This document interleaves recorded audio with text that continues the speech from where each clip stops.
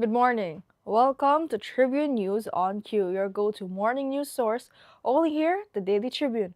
We're live on Daily Tribune's Facebook page, Daily Tribune PH on YouTube, and at Daily Tribune Official on TikTok. For today's headlines. The Overseas Workers Welfare Administration clarified it does not operate or manage overseas shelters, including Taiwan's Migrant Workers Resource Center, amid criticism over the lack of a fully operational facility for distressed OFWs. For the second year in a row, a University of the Philippines College of Law graduate has topped the bar exam, the Supreme Court announced on Wednesday. A House leader accused President Marcos and his cabinet of tacitly allowing lawmakers to divert funds from flagship projects to unprogrammed appropriations through alleged budget insertions. A magnitude 6.4 earthquake struck off the coast of the southern Philippines on Wednesday morning.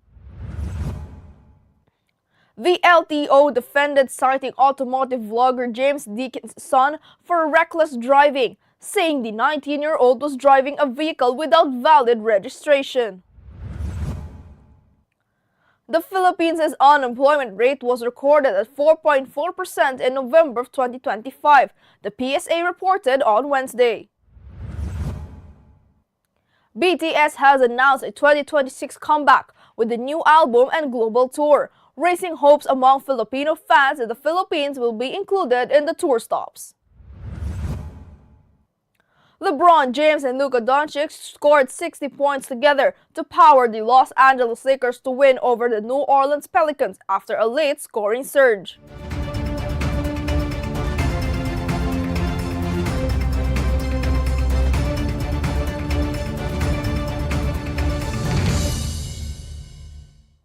Today is the 8th of January, and I'm Eliana Lacap bringing you today's top stories. Let's kick things off with today's weather. The shear line affects southern Luzon, including Bicol, Quezon, Oriental Mindoro, Marinduque, Romblon, and Palawan, with scattered thunderstorms and possible flash floods or landslides. Meanwhile, the northeast monsoon brings cloudy skies with light rains over Cordillera, Cagayan Valley, Aurora, and partly cloudy skies over Metro Manila and the rest of Luzon. Meanwhile, the easterlies affect the rest of the country with isolated rain showers or thunderstorms, with possible flash floods during severe rains. Winds in Luzon will be moderate to strong, moderate to rough at sea. Visayas and Mindanao will have light to moderate winds and slight to moderate seas. Residents are advised to stay alert and follow local advisories. Now for a traffic update. Light traffic is reported at Balintawak Toll Plaza, Mindanao Toll Plaza, and San Fernando northbound and southbound lanes. All other areas of NLEX, Asatex, and NLEX connector, including toll plazas and interchanges, are experiencing light traffic conditions. Motorists are advised to stay alert and follow traffic advisories for a safe and smooth trip. Now let's move on to this morning's headlines. The Overseas Workers Welfare Administration clarified it does not operate or manage overseas shelters, including the Migrant Workers Resource Center in Taiwan, saying this mandate belongs to the Department of Migrant Workers, though its migrant workers' offices under existing laws. OWA said its role is limited to welfare assistance, such as financial aid, social support, and referrals, amid criticism that the Taipei shelter is not fully operational and can only house a few distressed OFWs. It added that it continues to coordinate with the DMW and partner NGOs as improvements to overseas facilities are pursued. Now, for the second straight year, a University of the Philippines College of Law graduate has topped the bar exams, the Supreme Court announced Wednesday. John Rinel Rey Timola Sanchez led the list with a 92.70% rating, narrowly beating UST's Spinel Albert Declaro at 92.46%. Sanchez, a former electrical engineer and board passer, shifted to law after working in the energy and infrastructure sector. His journey from engineering to legal practice has been cited as a proof of how diverse backgrounds are reshaping the Philippine legal profession. The House leader accused President Ferdinand Marcos Jr. and his cabinet of allowing lawmakers to divert funds from flagship projects into unprogrammed appropriations, allegedly enabling corrupt congressional insertions. House Senior Deputy Minority Leader Edgar Erices said up to 1.35 trillion pesos was shifted from priority programs including major rail projects to questionable infrastructure items from 2023 to 2025. He is preparing to challenge the UA's constitutionality before the Supreme Court, arguing that the president's 92.5 billion peso veto in the 2026 budget failed to address infrastructural abuses. Now, a magnitude 6.4 earthquake struck off southern Philippines Wednesday morning, prompting students to evacuate classrooms, but causing no immediate reports of casualties or damage. The tremor hit at 11:02 a.m., 47 kilometers east of Manay, Davao Oriental, at a depth of 58.5 kilometers, according to PHIVOX and the USGS. Shaking in Davao City reached intensity 2. No tsunami warnings were issued. Authorities, including the DSWD, are monitoring the situation. The Philippines, part of the Pacific Ring of Fire, frequently experiences seismic activity, with eastern Mindanao still recovering from deadly quakes in late 2025. Now, the Land Transportation Office defended its citation of James Deacon's 19-year-old son for reckless driving after he crossed a double solid line on Skyway Stage 3 while driving an unregistered vehicle. LTO Assistant Secretary Marcos Lacaniao explained the car lacked an official receipt and certificate of registration, making it illegal for public roads.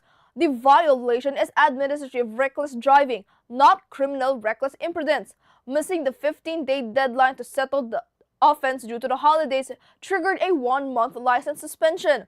The LTO has issued subpoenas and is investigating further.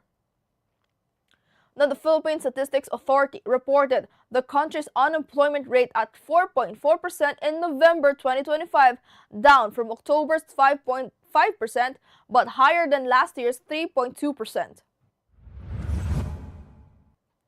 Unemployed Filipinos totaled 2.25 million, while the labor force reached 51.52 million, with 49.26 million employed mostly in services, which added 621,000 jobs, while agriculture shed 517,000. Officials say the rise reflects slower economic growth, weaker consumer demand, and the flood control scandal's fallout. Authorities remain optimistic for 2026, focusing on inclusive growth and job creation to support recovery. Now, BTS has confirmed their 2026 comeback with a new album on March 20th and a global tour, thrilling fans worldwide, including Filipinos. The album, their first full release since 2020, features 14 tracks showcasing each member's experiences and contributions. BTS will unveil the complete tour schedule on January 14th. Filipino fans who last saw the full group in Manila in 2017 are hopeful the Philippines will be included, citing the country's passionate ARMY fan base and its reputation for unforgettable concert energy. Now, LeBron James and Luka Doncic combined for 60 points as the Los Angeles Lakers rallied to beat the New Orleans Pelicans 111-103 on Tuesday, extending their winning streak to 3 games. Trailing 86-79 after 3 quarters, the Lakers ignited a fourth-quarter surge with James hitting 2 three-pointers and Doncic adding 8 points. James finished with 30 points, 8 rebounds, 8 assists, 2 steals, and a block, while Doncic also scored 30 with 10 assists. Trey Murphy led the Pelicans with 42 points. The win keeps the Lakers third in the Western Conference at 23-11. Now, a quick look at today's horoscope. Today calls for reflection and courage, Aquarius. Saturn is asking you to examine your integrity, consistency, and what you truly value. Take that leap of faith and show up for what you wish to build, knowing subtle helpers are working behind the scenes for your highest good. Your gut already knows the answers, but now is the moment to honor that inner guidance and prepare to put it into action. Thoughtful awareness today will guide you toward meaningful progress and alignment with your purpose. Now, did you know that Elvis Presley, the world-famous king of rock and roll, was born today, January 8th of 1935 in Tupelo, Mississippi? Rising from a poor family, Presley's electrifying style combined blues, country, gospel, and Tin Pan Alley influences. Discovered by Sam Phillips of Sun Records in 1954, his rockabilly recordings like That's All Right Mama and Mystery Train captivated Southern audiences. Managed by Colonel Tom Parker, he went national with hits such as Heartbreak Hotel and Hound Dog, dominating charts and television. He died at 42 on August 16, 1977, leaving a lasting legacy as a cultural icon whose influence shaped generations of musicians and fans alike. Now, today's viral story is a TikTok video from Serenade that has racked up 4.5 million views, leaving netizens applauding his bravery for cracking jokes in front of his bosses, while some found his humor hilarious. Others couldn't help but admire his boldness as he delivers series of witty jokes directly to his supervisors, earning laughs and reactions that have viewers cheering him on. Let's watch this. Kailan natutong lumipad yung mga ibon? Pero di ba instinct? Di siya instinct, sir. Since birth. Since birth. Bakit S yung nakalagay na letter sa suit ni Superman? Superman man. Hindi po, ma'am. Kasi naubusan ng medium. Pag pumunta kang Korea, mag-rent ka ng apartment, anong tawag doon? Rent pa rin. Hindi po. Upa. Okay pa naman yung rating natin, sir, no? Hindi man bababa dahil doon sa jokes. Oo naman. Oo. That's all for now, mga katribu. Join us again at 1 o'clock p.m. for more updates.